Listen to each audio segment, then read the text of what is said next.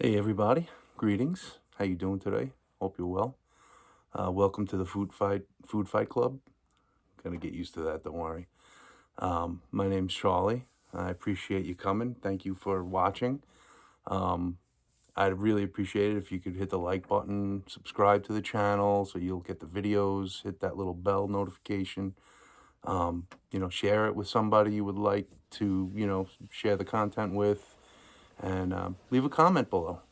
Tell me what you want to hear or ask me any questions, and I'll try to get to everybody while I can. Um, so I was thinking, like, I do have notes, so I'm going to be looking down a little bit just to make sure I'm in the right spot.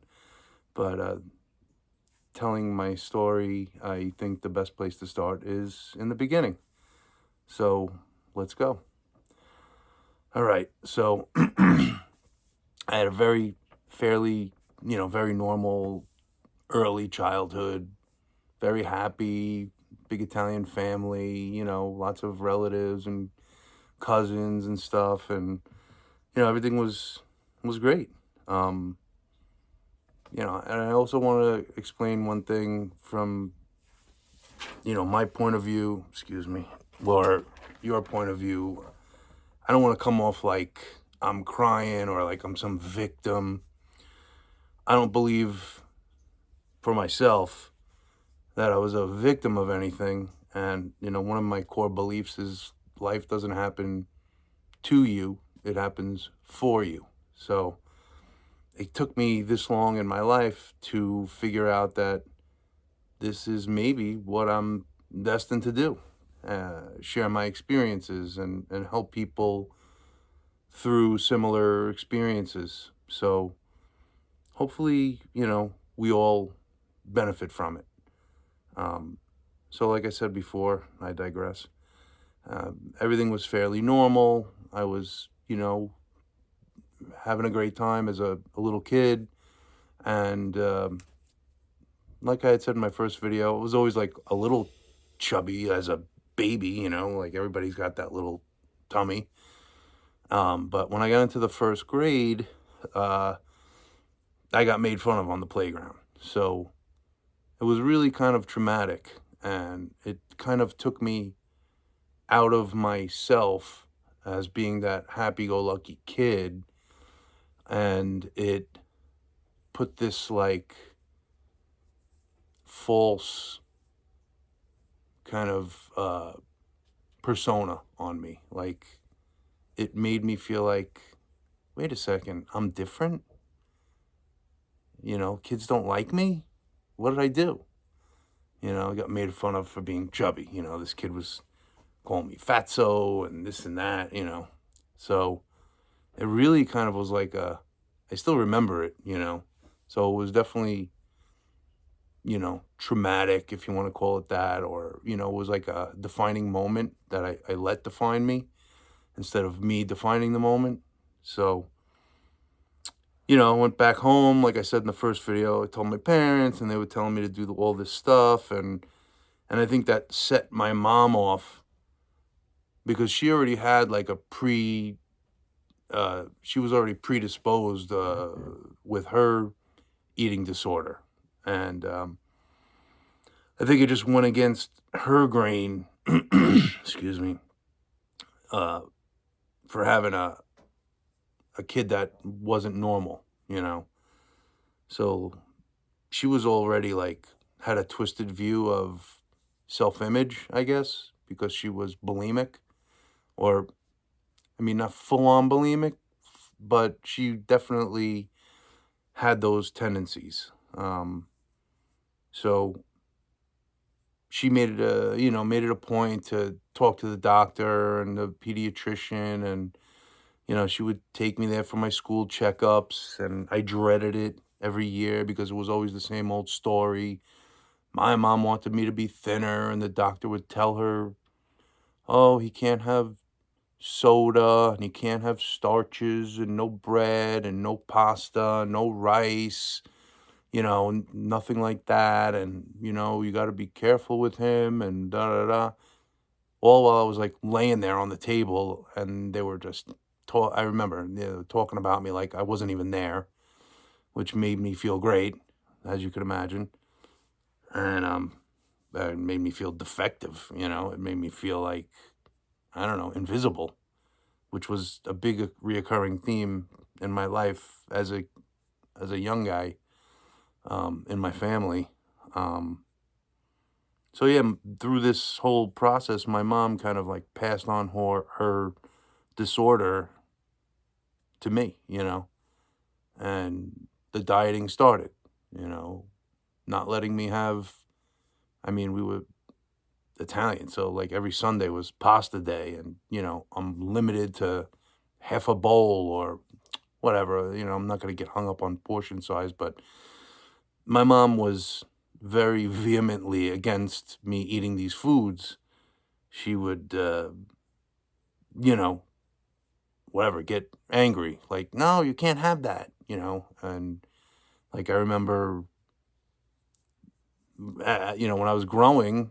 I mean, I was growing, getting taller, but I was probably getting wider also, and we'd be getting dressed for school, and I couldn't button my pants, and she would yell at me like, "You're getting fat, you gotta stop eating," and she would just it would just be traumatic, and as a little kid, you're like, What did I do? What did I do that was so bad?" It's just kind of crazy thinking of it from both points of view. Um, it's never really talked about, like how kids feel, you know, when they're, put in this situation, you know. And growing up, like I said, we had a big family. My father's parents, my mother's parents, brothers, the sisters, aunts, uncles. So every week there would be like, we would go to my aunt's house, or they would come to us, or my mother's parents would come to us with the aunts, and it would be like, 10 people there for coffee and cake. And, my mother would put out like pretzels and chips and, candy and nuts. And they would all hang out and talk and, BS. And, I would want to, like, all the kids would come up to the table and take chips or whatever, pretzel. And, when I went to get it, my mother would say, "No, you can't have that."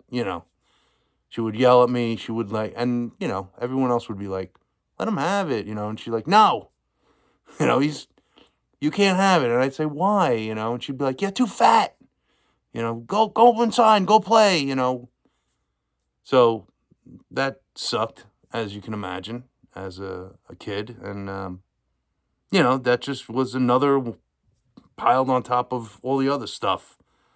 And, it led to bad self image, no confidence, uh, feelings of invisibility and like I didn't count. And that spilled over into like in school as I got older with like girls, like, nobody really was ever like, attracted to me. Or, when you hear other kids saying, "Oh, this one likes that one, or that one likes this one." I never heard that. I never heard like a girl liked me, and I just never had any confidence with girls. And even if I did say, like, get up the nerve to ask one out, they were already asked out, or they were like, "No, I just think of you as a friend," and I got friend zoned, and that sucked. I'm not gonna lie. So there was all these kinds of feelings going on in my head, and it was very like damaging at certain lows. Throughout time, there was always going on a diet, and then eventually, depends on how long, but you crash out. And was supervised by my mom, or she would be on it with me, or and like I said, she was bulimic. She had bad self-image, and definitely had narcissistic tendencies. And she made me her scapegoat child, and I could do no right. We always argued. We always were button heads. And, it just, over time, it just took its toll. We really didn't have much of a great relationship. or we weren't really close. Like, you see some families, and it was kind of it was sad in a way, because I always thought that this was normal, and as I grew older, I was starting to get the feeling like this is not normal, but on the lighter side, at the same time all this stuff was going on throughout elementary school, this is basically what I'm basically talking about here. And, I still had extended family that everything was good with, like nobody else was picking on me. Once in a while, an uncle would say, should try and lose weight because, your metabolism's fast, you're young, the older you get, the harder it is. And that was the whole cliche back then, too. So, but, again, the extended family life was fine. I had lots of friends. Like, everything was kind of cool. I didn't really get uh, bullied too much by, like, my friends. It was the older kids who would, of course, make fun of you, bully you, whatever. But I didn't really, it wasn't traumatic with that, like once in a while I had to put up with, kids laughing at me or whatever. But I tell you what, I'm glad that that happened. It gave me a thicker skin.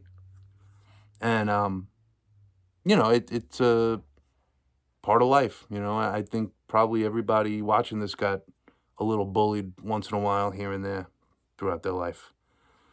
Um, yeah, we had pets in our family. Like we had little gerbils and hamsters, and my mom let me have garter snakes, and I had lizards, and so that was good. That was cool. It was an interest of mine. I loved to draw as a kid. Just simple stuff, but I was good. Excuse me. I liked it. It was a pastime, and I like to excel at things, and drawing was one of them. Um, I collected comic books, you know, like every kid. I was interested in music. I liked music. The second grade through like, second and third grade, I played like the viola, I raised my hand. Yeah, I want to play an instrument. But after like, the second year, I kind of got bored with it and dropped it. And then I got the itch again in like the fifth grade, but I didn't want to take anything at the school, kind of. So I got private lessons in the tenor saxophone, and I played that fifth grade, sixth grade, partially seventh grade. But hormones kicked in, and I didn't want to like practice anymore and do anything like that. So I dropped that. But then in the 11th grade, I picked up the bass guitar again, because still loved music, and I was into the hard rock and the heavy metal, and, I wanted to play the bass guitar. I wanted to be in a band. I wanted to get girls, probably, like was part of it. Um, and that's basically like what my childhood was like, growing up in the 70s, like the cliche says about the Gen Xers, you went out of the house in the morning, your mother kicked you out, and then you didn't show up until the streetlights came on, and, it was good. We had a big clique of guys. We'd drive around the neighborhood on our bikes, or, mow lawns in the summer, shovel snow in the winter, stuff like that. I mean, it was always pretty normal. Um, so along with the bad stuff that was going on inside and, in the family, there was all the other normal good stuff, the friends, the memories, all that. Um, so yeah, I mean, what my mom did to me is she pretty much took me out of that natural rhythm that kids have. If you've raised kids, you know that some days they're just not hungry. And some days they can't stop eating because you get like a growth spurt. So she kind of like messed up my natural rhythm. And that's what I learned again with intuitive eating and, among other things. But we'll get more into that as time goes on. Maybe the next video, I'll, touch on my teenage years and high school, and, we'll go from there. But yeah, I mean, leave me a comment down below. Tell me, what you think so far. If you like it, if you had similar experiences, and maybe we can vibe that way. All right. So we're getting about 15 minutes now, so I'm gonna head out. It was good talking to you guys, and I appreciate you, and we'll talk soon. Be well.